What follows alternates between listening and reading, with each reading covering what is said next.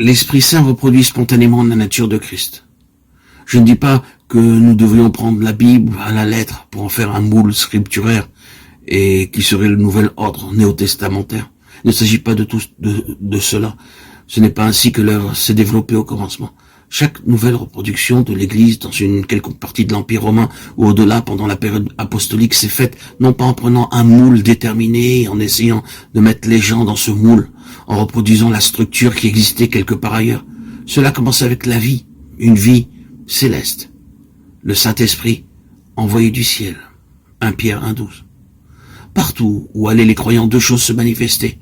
Premièrement, le baptême, comme le témoignage du fait que l'ancien ordre avait été aboli, et que tout cela maintenant devait mourir et être enseveli, afin qu'il y ait un nouveau commencement. Et deuxièmement, le don du Saint-Esprit, l'Esprit de vie, venant pour élire domicile dans les croyants. Lorsque le Saint-Esprit vient et qu'il peut agir, il vous dégage de toute responsabilité à l'égard de l'ordre du Nouveau Testament.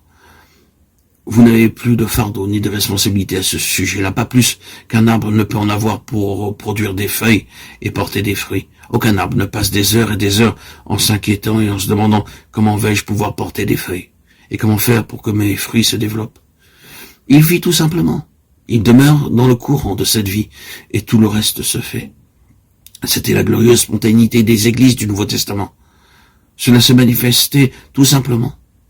Le Seigneur doit aussi avoir cela en nous, constitué de manière céleste par le Saint-Esprit, et non par un homme avec la conception qu'il peut avoir de l'Église et de son gouvernement, de son moule et de sa structure en disant « Voici notre conception biblique de l'Église ». Non, c'est le produit de la vie. Quand le Saint-Esprit peut agir librement, les choses se font d'une certaine manière et prennent une certaine forme. C'est la forme de Christ. Le Saint-Esprit a toute la responsabilité. Je bâtirai mon Église. Le Seigneur Jésus l'a dit, Matthieu 16, 18. Et il l'aura. Il aimerait le faire là où nous sommes.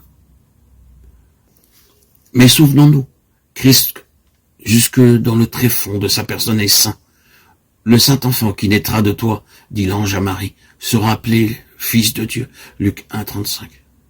Il s'est offert lui-même sans tâche à Dieu. Hébreux 9, 14. Hébreux 4, 15 déclare, il a été tenté comme nous en toutes choses sans commettre de péché.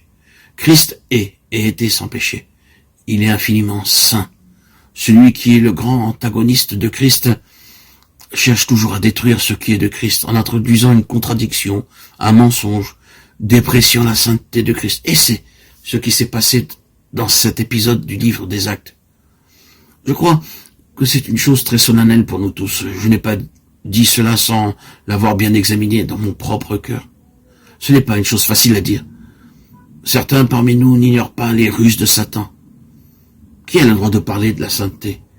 Qui est suffisamment exercé dans ce domaine pour pouvoir parler aux autres de la sainteté? La sainteté, c'est ce que Christ est. Qui parmi nous, auditeurs, auditrices, mes bien-aimés, mes chers amis, peut dire que nous en sommes là?